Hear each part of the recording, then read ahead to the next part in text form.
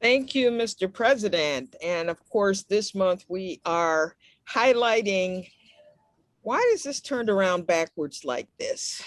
Honoring human rights and equity. So, this has been a exciting week for lots of different reasons. But one, most of you, unless you live under a rock somewhere, maybe you don't know, but the governor has signed legislation to make Juneteenth a holiday, a paid holiday statewide in this state. The county did the same thing, and it's my understanding that the President of the United States may be doing the same thing this weekend. So we're excited about this and hopeful that people will not just use this as a day off to have a barbecue or something, but take a look at the history and the, African American history is American history. And, we need to tell our own stories. We need people to understand, what our plight has been in this country. And I guess that, as far as education is concerned, I'm hopeful that there will be more of a thrust to tell these stories. So today we're going to hear from a friend and a premier professor from Northeastern Illinois University, Center for Inner City Studies, one of my favorite mentors, Dr. Carruthers. I never forget him. He's not with us. He's with the ancestors now, but I learned so much from him. And Lance was one of his understudies, and I'm so glad that he's still there at the center teaching things that need to be taught. And so Lance, welcome once again to Rotary, and how apropos for you to be our speaker to discuss Juneteenth.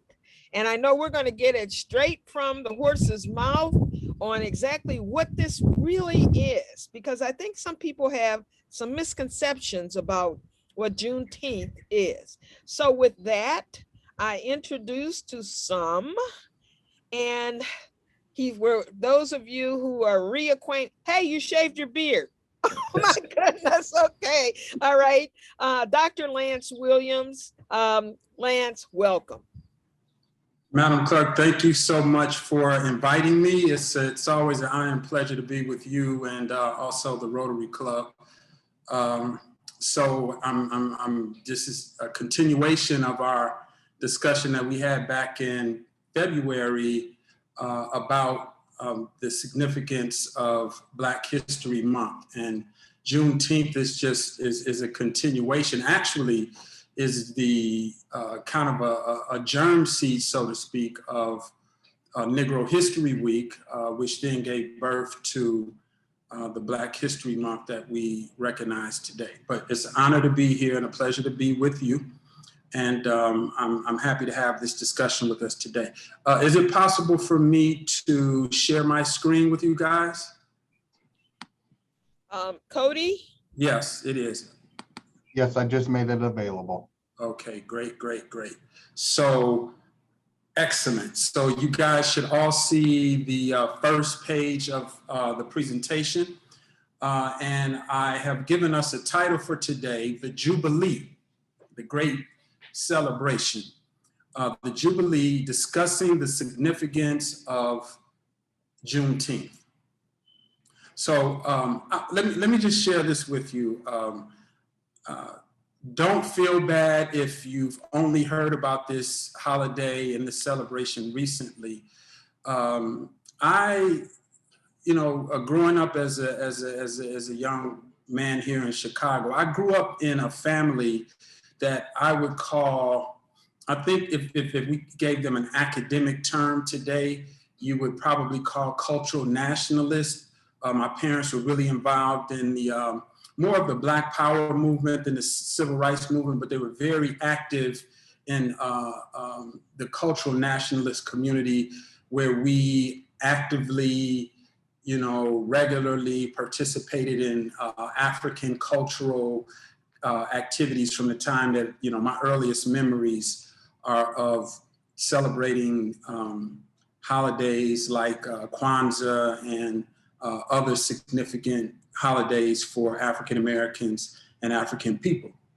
But I didn't learn about Juneteenth until I was a second-year student in college. I attended a university, HBCU, historically Black college in Houston, Texas, named Texas Southern University. And, because I was the kind of kid that was really interested in Black history and African history as a young man, I used to, go around. I probably was really obnoxious at the time, but trying to educate everybody that I came in touch with the importance of Black history. And my approach back then probably was to try to convince people that I knew more than everybody else, if I could just reflect on myself back in those days. But I recall my second year, this was going into my sophomore year of college, I decided to stay on campus for the summer and take summer classes. And during that time, living in a dormitory, the university sponsored an event for all of the students on campus. And they explained that this event was Juneteenth, and I had never heard of Juneteenth before. I'm like, what is Juneteenth? And so no one really explained it to me. All I knew, and my friends knew, was that the university was going to, gather up some buses and take us out to some forest preserve someplace in Houston, Texas, to have a day-long, event, barbecue, games, and whatnot. And that was my introduction to Juneteenth, because actually it was a Juneteenth celebration. I realized a little later that it was a significant period to be introduced to Juneteenth, because Houston, Texas, which made which is the major city closest to Galveston, Texas, which is right on the Gulf Coast, is where the whole holiday began. And so Houston really took the lead for introducing the holiday to the rest of the contemporary world, so to speak. And so I happened to be there during the time that they were really trying to get organized. This was back in the early 80s. And so, the Juneteenth itself as a celebration is relatively new as it relates to, although I shouldn't say new, it's a historic celebration, but it's relatively new to common folks here in the United States of America.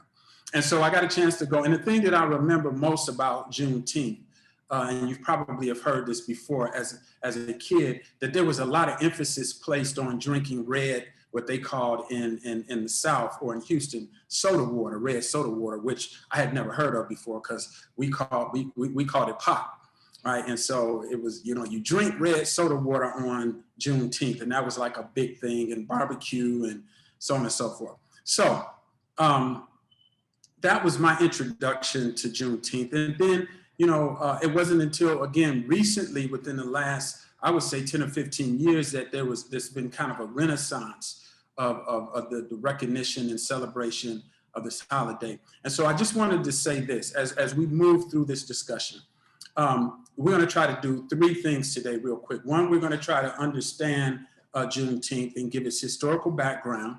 That'll be the first thing that we run through.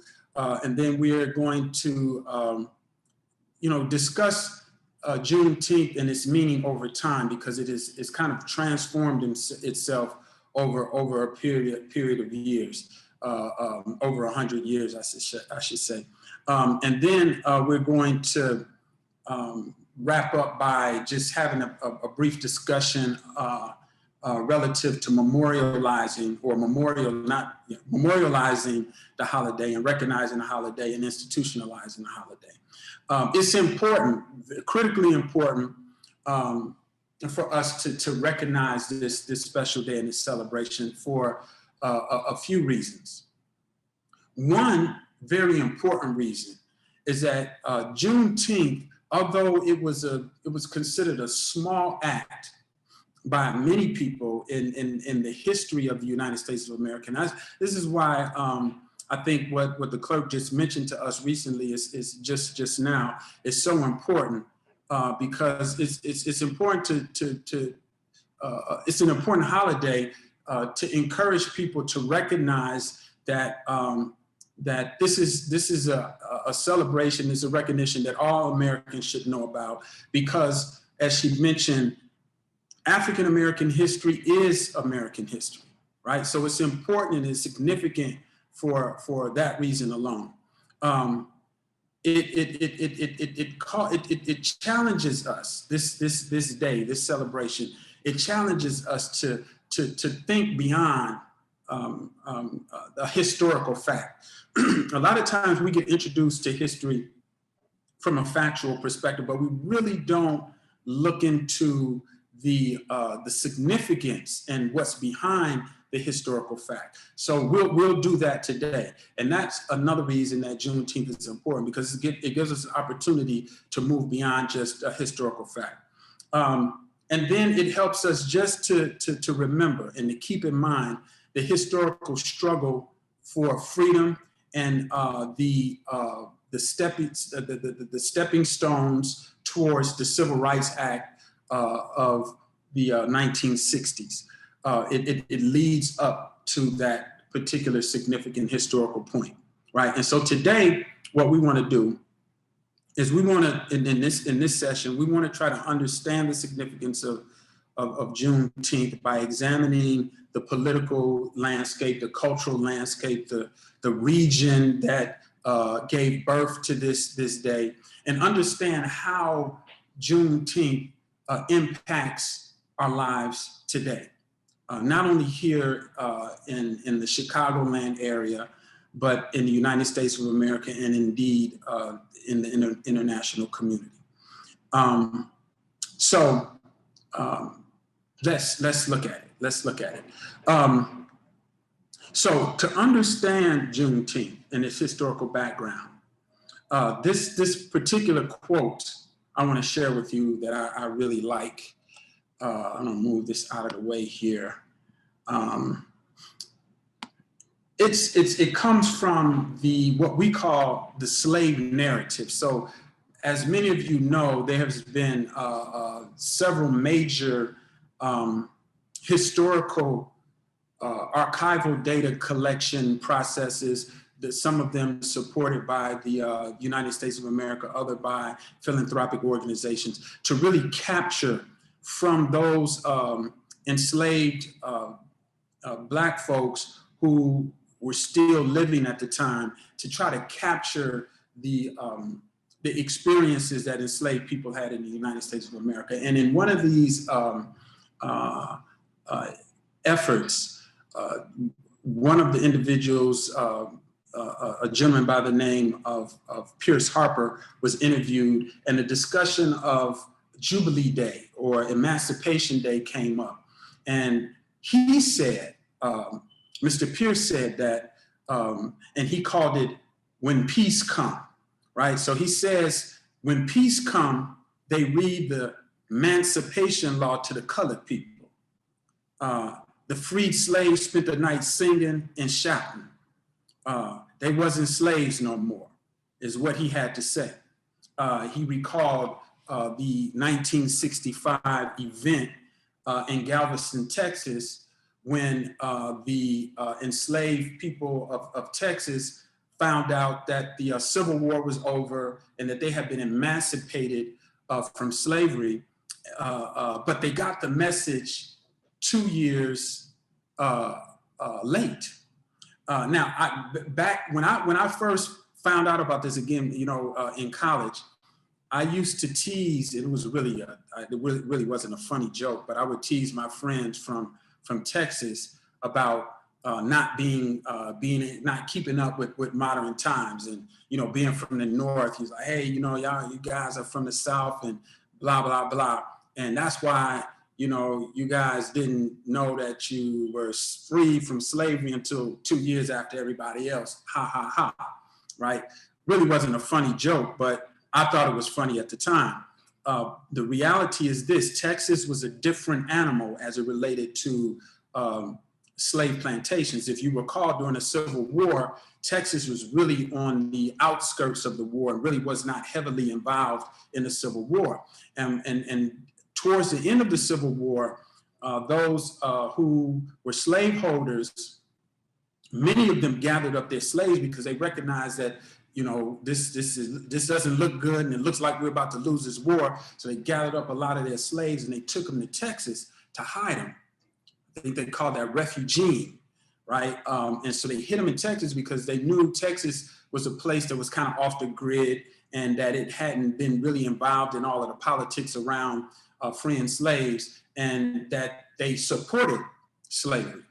And so that's what they did. And so what happens is, as the word is spreading, the Emancipation Proclamation, 1863, the word doesn't get to Texas.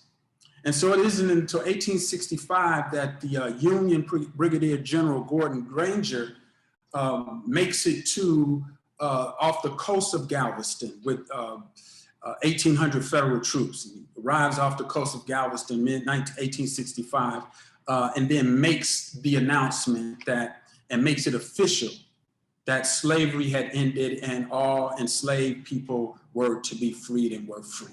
Right now, there were enslaved people in Texas who had heard the news. It wasn't like everybody didn't know, but it wasn't official in Texas until 2 years after the Emancipation Proclamation.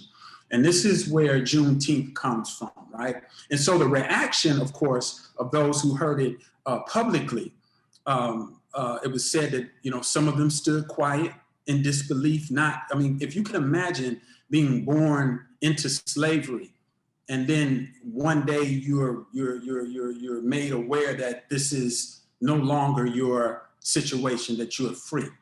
You know, so you can imagine the shock and the awe of that and the disbelief. Others, you know, shouted prayers to God. And then most of them, of course, just celebrated and danced and, you know, had a big party right in the streets, which is a natural reaction, of course. They call it Jubilee Day, right? And so Jubilee Day is the initial, and excuse me, I gotta move my gallery around a little bit so that I can kind of see some of this. But June 19th became what was known as the new Emancipation Day, or the first Jubilee Day.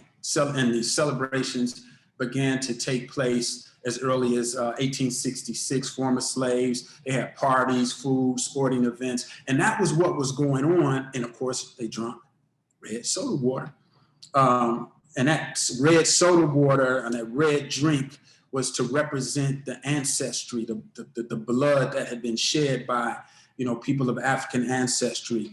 It was very symbolic in that sense. You know, they sung the old Negro spirituals, Go Down Moses and Many Thousands Gone. These were some of the things. And then they had fireworks. You know, they set, you know, trees on fire to celebrate the, it was kind of like a lighting of trees and candles, and those are the kind of things that they did in the celebration, barbecued.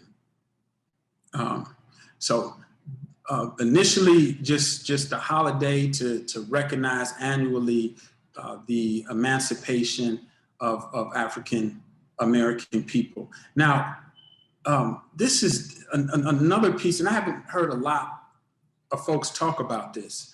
I get the opportunity to go give a talk Saturday to a group of young men who are street affiliated in various street organizations. We may call them street gangs here in the city of Chicago, out in the Roseland community. And I do work with a lot of work with this population and violence prevention community. And so they have initiated, not even, I didn't say anything to them about it, but I got a text from one of the guys that I work with, kind of a leader in the community among the street guys, asking me to come to the celebration and to speak about Juneteenth. So they're having this big thing. I think they're inviting, I think, you know, some of the local law enforcement, police districts, and some of the elected officials are going to be out there. And they're going to use this as an opportunity to kind of squash some of the conflict that they're having between each other, right, on this special day. And this is following in the tradition of Juneteenth. So I'm really happy to participate in that event. But I will say this, that it's going to be a lot of celebration and a lot of just having a good time around this particular event, right? But the thing that's really important about this celebration is that from its very beginning, it wasn't just, and most people just looked at Juneteenth as, okay, this big party, but it was more than that, right? It was always a purpose to the celebration. So in the early 1890s, Blacks began using Juneteenth to describe Jubilee Day. It started off, in 1866, 67, 68 as Emancipation Day or Jubilee Day. By the 1890s, it becomes Juneteenth because of the June 19th recognition, right? But this is one of the things that I wanted to say about this event to the young men that I'll be talking to Saturday. One of the things that I want to say to them is just the importance of recognizing the late notification of Juneteenth, right? The 2-year delay, to me, symbolizes, and us recognizing, because some people would say, well, why in the world would you celebrate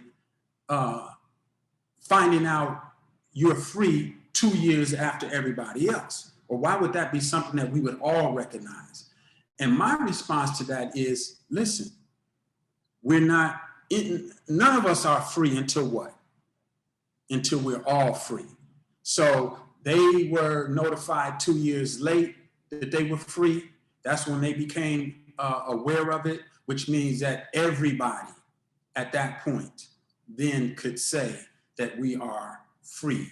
And so it is, to me, and what I'll share with the young people is that this is important to understand. Until we are all in a healthy state and we're in a safe place, none of us are safe. And this is something that is going to be important for the larger and broader society to recognize. As we see this violent stuff spread all over the city, we think in many cases it's just something that's happening in the hood. But until we all step up and deal with this problem, we're all at risk. And it's the same as the spirit of Juneteenth. Until we're all free, none of us are free. So Juneteenth was beyond simple celebrations. It was an opportunity. It was an opportunity for Black folks to begin to organize politically.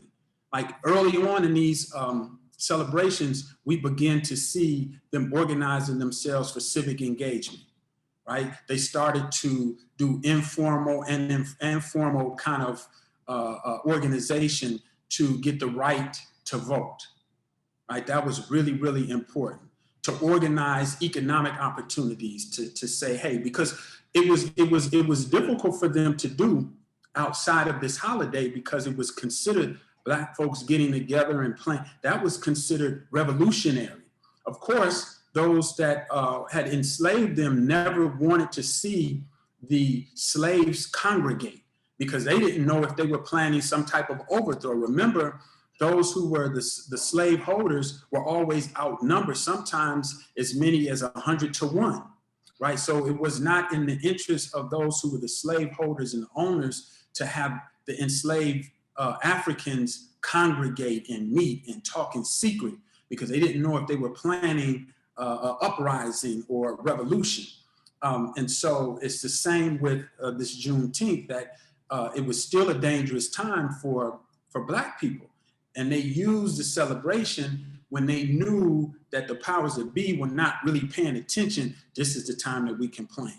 This is the time that we can plan to get our money together and go buy property so that we can control our own communities. This is the time that we can try to figure out how we can become full citizens of the United States of America. So Juneteenth has always served that purpose of organizing this. Another thing that I want to share with the young people Saturday is that, hey, look, if we're just out here partying and smoking and drinking and doing what we do, then we have missed the meaning of this day. We need to have some some people registering us to vote. We need to, and of course, they're going to be doing some things around violence prevention, which is a great purpose. They're going to be having some peace treaty conversations and that type of thing. So even if it was just that, that's a huge thing.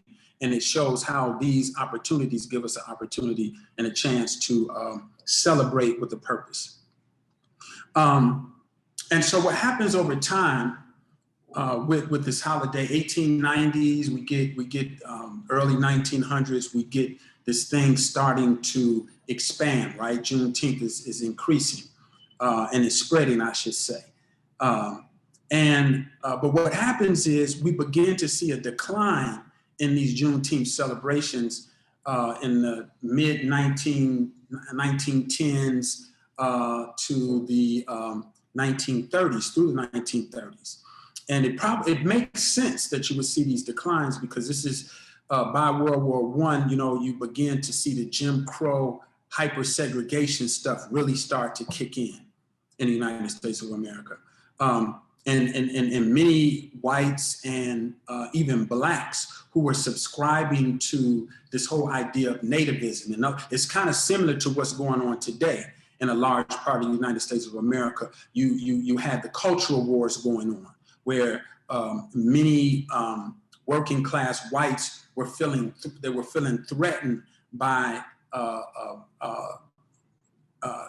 emancipated African Americans coming from the South to the North, right? This is, here in the Chicago area is the time, 1910, 1916 is a time when you start to see this massive, we call it the first migration, where you see mass migrations of Black folks from the South migrating to the North to work and to live and have a better life. And what happens is the whites that live in the North became, felt threatened and felt that they were losing their kind of way of life and that they were being overrun, and similar to what, again, we have going on today. You saw a big pushback, but during that time, there were not many legal mechanisms in place to protect Black folks. And we know that was also a time of the height of lynchings of Black people in the United States of America, racial violence. We get the Tulsa riots, and we get in Chicago, we get the 1919 riots, the Red Summers. So of course, you're going to see, a slowdown in Juneteenth celebrations because Black people are vulnerable and they don't want to bring unnecessary attention to themselves. So we kind of see a decline in the celebration of Juneteenth during that period. However, there's a renaissance that takes place in Juneteenth celebrations when the 40s and the 50s hit. After World War II, many Black veteran soldiers talk about a double victory, that we won abroad and now it's time for us to come home and fight for our freedom here. And so you saw another surge and push to recognize and celebrate our emancipation. And then, of course, in the 1950s and 1960s, when the civil rights movement and the Black Power movements kick in, you see people hearkening back to their ancestral practices. And so you see us begin to pick up again the celebration of Juneteenth and incorporate it into our annual celebrations. And that process is how Juneteenth has had its various peaks and valleys from the time that it was conceived in the mid 1800s.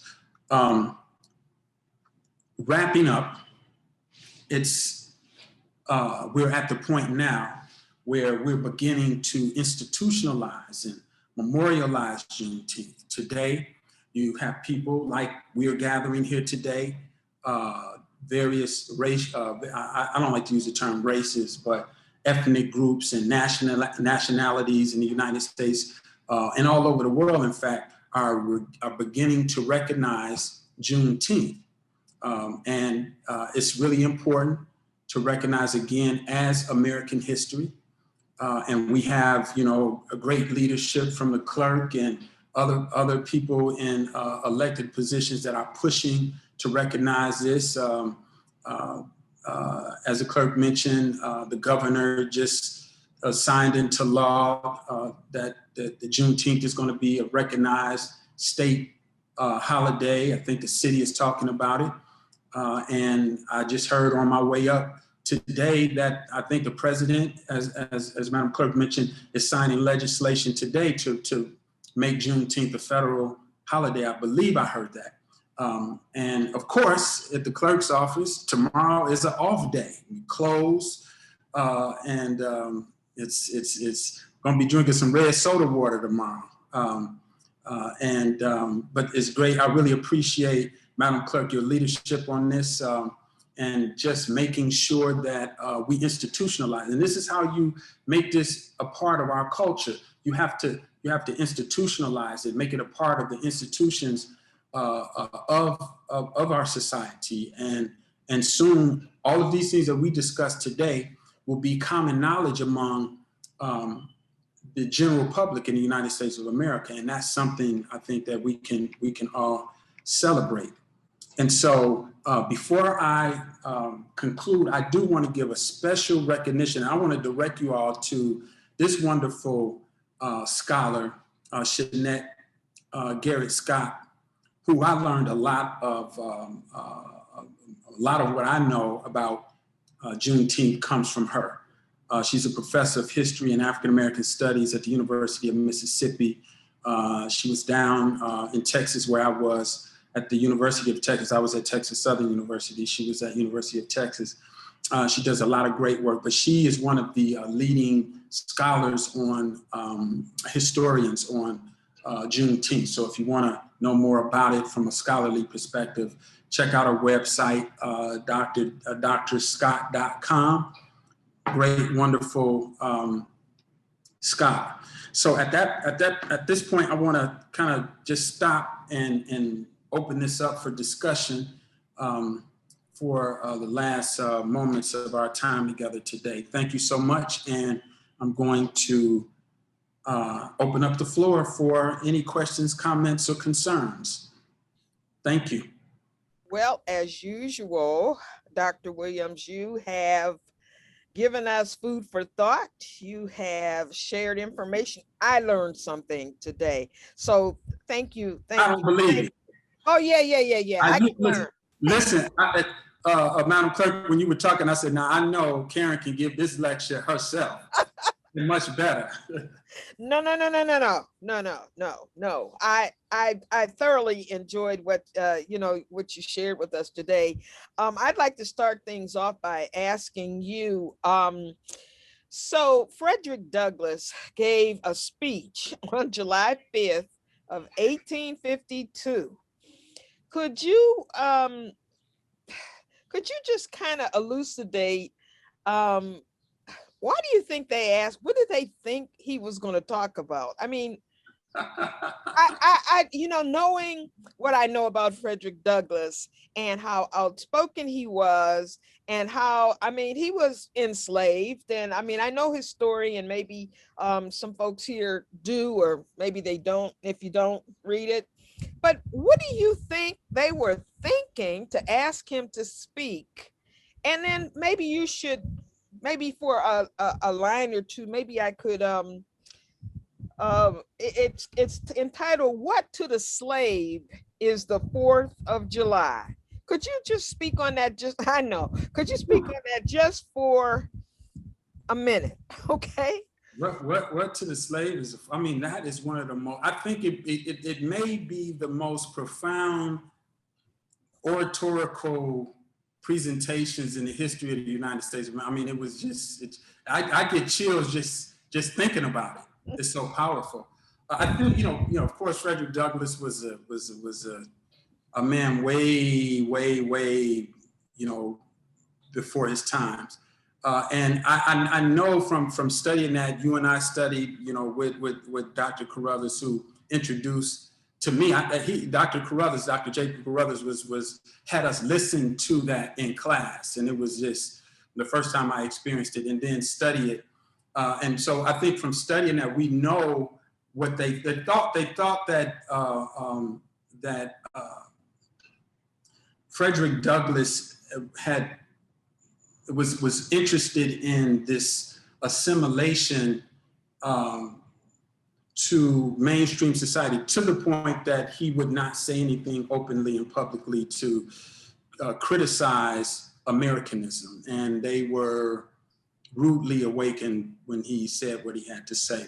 And he really suffered greatly after that for kind of similar to, what many of our leaders who speak truth to power experience. Of course, everybody clapped and patted him on the back, but after that, his life became even tougher than it was prior to his statement. I think what it does is it gives, with that speech really gives and provides the foundation for what you would call the Black liberation movement. That's the kind of the germ seed for people beginning to think like, hey, what is it that being American does to serve the purposes of us? I mean, is it just good enough to say that we're free and that we're not able to recognize the rights and privileges of being free?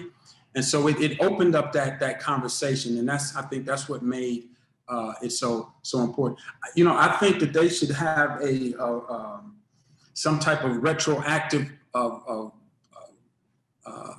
Nobel Peace Prize for that speech. But it is at the moment. That's the moment in which the African world community begins to understand the importance of what it means to be African and to be Black and to have a nationalist perspective, because obviously what was happening for us was not working, and we continue to fight some of the same issues and challenge the same issues that Frederick Douglass raises in that talk. Yeah. Okay, and I would just invite anyone who wants to know or would like to read what he wrote and what his speech was. It's available online, and in fact, it's in his books and what have you. It's just amazing. And when I think about, I've been to Anacostia a number of times. I lived in DC. I was born there, and so I've been to his home there and seen a lot of the artifacts there and what have you. And just trying to understand who he was. He used to walk from his home to the Capitol. And I've also found out he was the first African-American recorder of deeds. I didn't know that.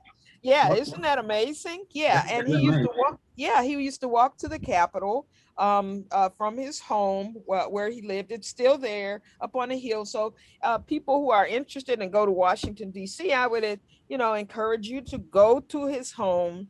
It's in Southeast Washington, and just visit his home there, and you can see the Capitol from his home. So I've talked enough. Let me open it up. What questions do we have from our audience today? Don't everybody speak at once. No, it doesn't have to be questions either. You guys, comments, concerns, any I see one of our members said that she felt like she was drinking from a fire hydrant. She learned so much today. Takesha said that. Well, that's neat. Wow. Well, I think our speaker's skill and knowledge are only matched by his humility. I really love listening to you talk. Thank you, Robert. Thank you so much. I have just a comment on his 12 principles, the 12 principles for success in the writings of Frederick Douglass. The first is understanding that the proper use of power is to help others. Oh. And it reminds me of Rotary, and maybe we should think of Rotary, think about those words of Douglass.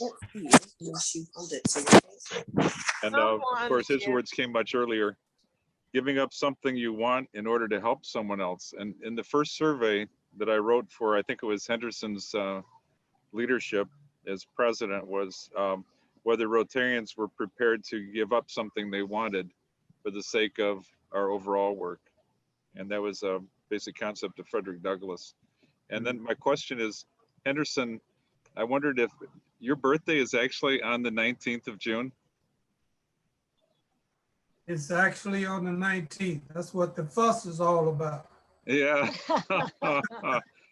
No, you know, I read a little bit that in the PowerPoint, and we heard that during World War I, it was June 19th or Juneteenth began to be downplayed a little bit because some thought it was anti-American or what have you. Yes. Did your parents talk about the significance of your birthday, Anderson? I'm just curious. Absolutely not.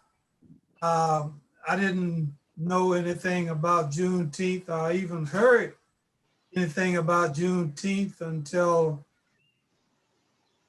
we was traveling and in Houston, Texas, and decided to take a drive to Galveston. We spent a couple of days since we were there. And that's happened to be on my birthday weekend when we ended up in Galveston, Texas, and heard about Juneteenth. Wow. That's when I heard about it. Wow. That's what, 10, 15. Really cool. Very nice. Amazing. That's where the next Rotary will be. The next Rotary International Conference will be in Houston. Okay. Wow. Galveston is a short drive. Wow, that's a powerful story. Powerful. Yep. How come it keeps? Anyway, he's from Mississippi, so I was a little surprised that he didn't know anything about that. I had learned about it, I guess, from my grandmother, but I had not been there, so I didn't know either. So when we traveled down and we saw what a big deal it was down there, I'm like, wow. So yeah, it's a big deal. It's a big deal. Any Here you other see comments? Gary's Gary? gone live here. Okay. Gary? He had his hand up, but I think we lost him. They were having a lot of. Oh, there he is. Gary is muted. Unmute. Unmute. Unmute. I'm coming with mine. Get a little feedback. There they are. We're both coming, but. Don't come here because it'll be. Okay. We'll get you here in a moment. Okay, we see Judy. She's unmuted. We can hear you, Judy. Gary wants to say something. Okay. Okay. First of all, as an aside, my bride is 80 years old today. Hey, happy birthday, Judy. I don't know if she wants to tell her. Thank you.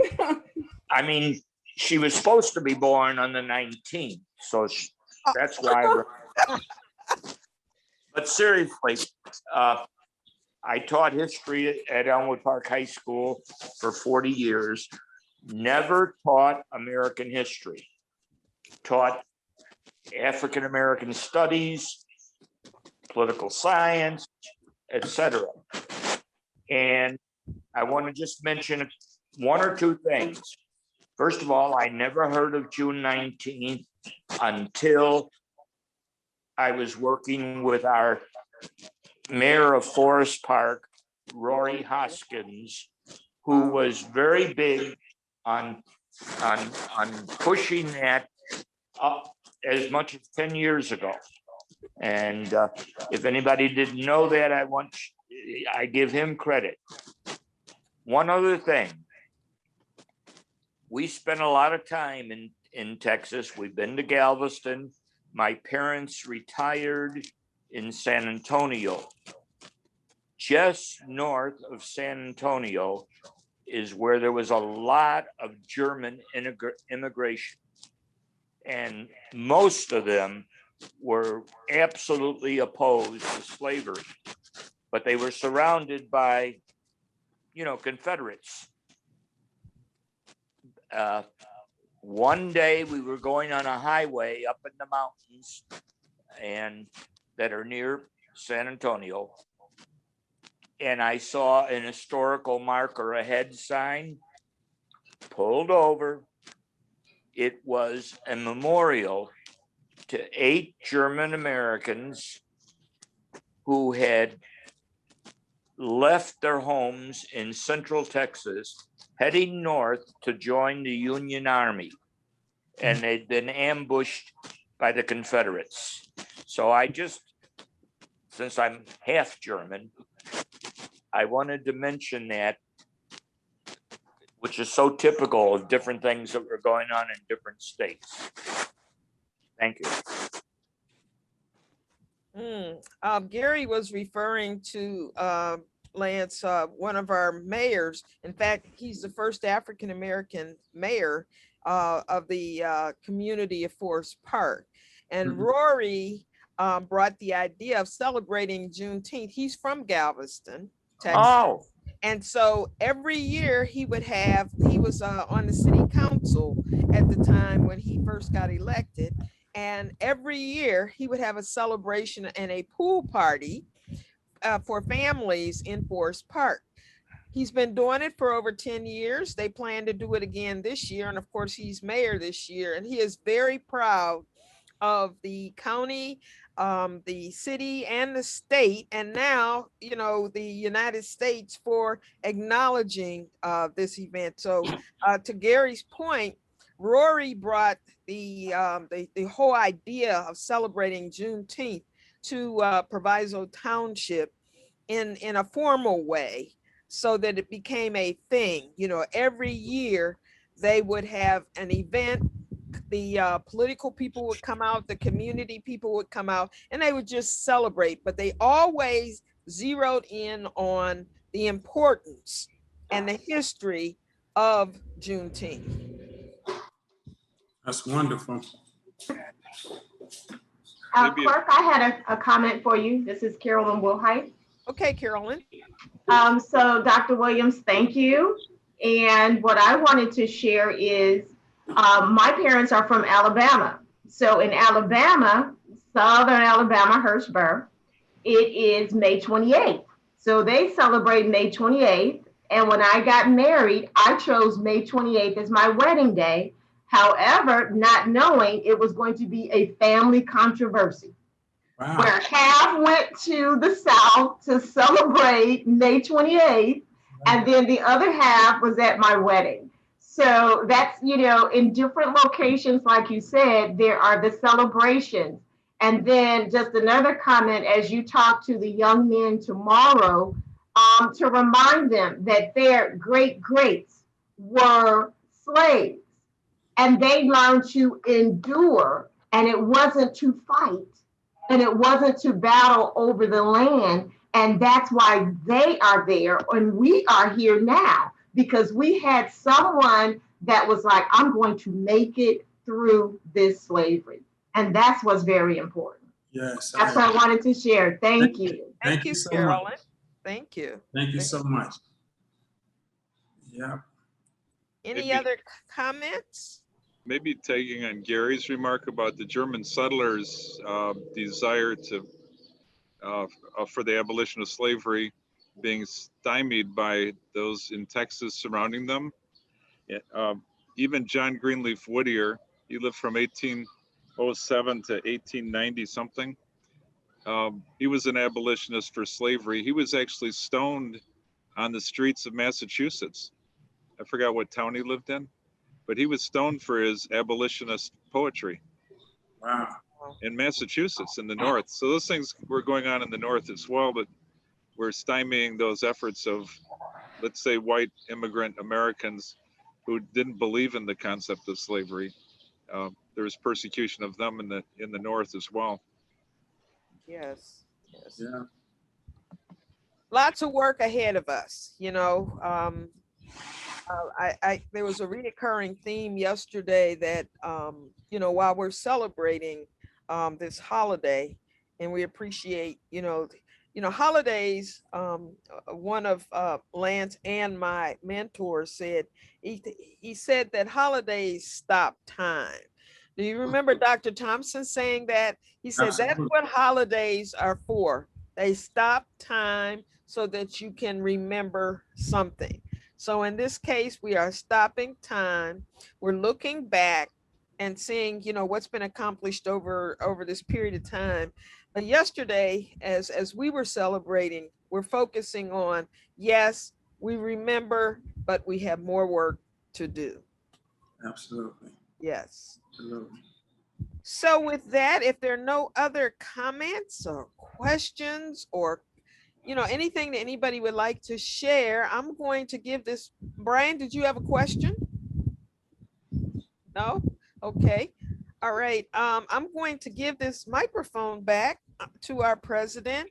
And Lance, I am always grateful and thankful for you and the work that you do and the work that you continue to do. Anything that I can do to help or to give voice to that will help you in what you're doing, please. I'm only a phone call away.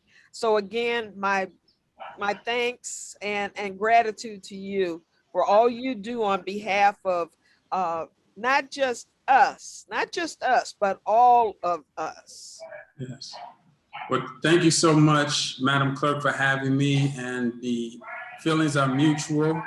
Whatever I can do to support your work and the work of the Rotary, just always feel free to reach out and let me know, and I'm here. Thank you. What's going on, Henderson? Well, thank you, Clerk Yarborough.